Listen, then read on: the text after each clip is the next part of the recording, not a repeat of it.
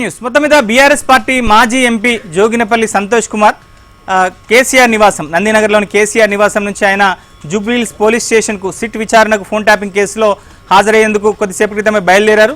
So ఆయన 3 గంటలకు ఆయనను విచారణకు రావాల్సిందిగా సిట్ అధికారులు నిన్ననే సిఆర్పిసి 160 కింద నోటీసులు పంపించారు. సో కాసేపట్లో ఆయన విచారణకు హాజరు కాబోతున్నారు. అయితే సంతోష్ రావు విచారణకు హాజరవుతున్నటువంటి నేపథ్యంలో కల్వకుంట్ల కవిత కేసీఆర్ కుమార్తె కొన్ని సంచలనమైనటువంటి ఆరోపణలు చేశారు సంతోష్ కుమార్ మీద. సో రేవంత్ రెడ్డి గూఢచారి సంతోష్, సో ఆయనను సిట్ విచారణకు పిలవడం అనేటువంటిది ఒక హాస్యాస్పదమే అని చెప్పేసి అన్నారు. సో సంతోష్ రావు విషయంలో సిట్ అధికారులు ఎట్లాంటి చర్యలు తీసుకోలేరు అని చెప్పేసి అని కూడా కవిత కొన్ని కీలకమైనటువంటి వ్యాఖ్యలు చేశారు. సో సంతోష్ ఉద్దేశిస్తూ కవిత చేసినటువంటి కామెంట్స్ ఒకసారి మనం చూద్దాం.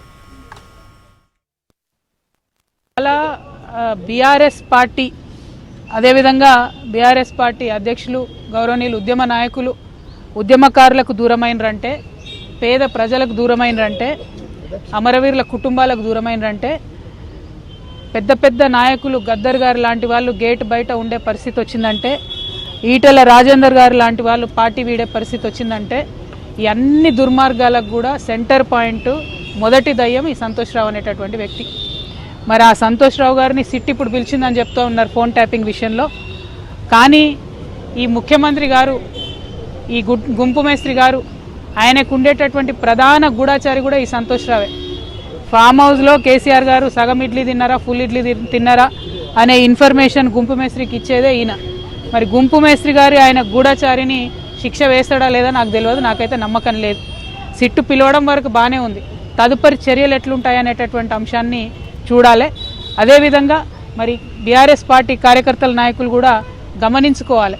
ఇటువంటి దుర్మార్గుడికి హరీష్ రావు గారు, కేటీఆర్ గారు ట్వీట్స్ చేపెట్టి వత్తాసు పలకడం ఎందుకో అర్థమైతలేదు నాకు. మొత్తం పార్టీలో అనేక మంది నాయకులకు కన్నీళ్లు తెప్పించి రక్త కన్నీరు పెట్టించినటువంటి దుర్మార్గుడు, మొదటి దయ్యం, నేను ముందు నుంచి చెప్తున్నటువంటి దయ్యం ఈ వ్యక్తి.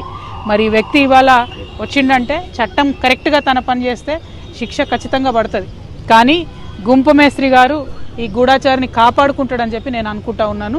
మరి అటువంటి పరిస్థితి రాకుండా పోలీస్ డిపార్ట్మెంట్ వాళ్ళు పకడ్బందీగా మీ పని మీరు రాజకీయాలకు అతీతంగా చేయాలని కూడా డిమాండ్ చేస్తాం. ఉద్యమకారులకు దూరమయ్యి అలా బీఆర్ఎస్ పార్టీ ఓడిపోయి ఆగమయ్యే పరిస్థితి వచ్చింది.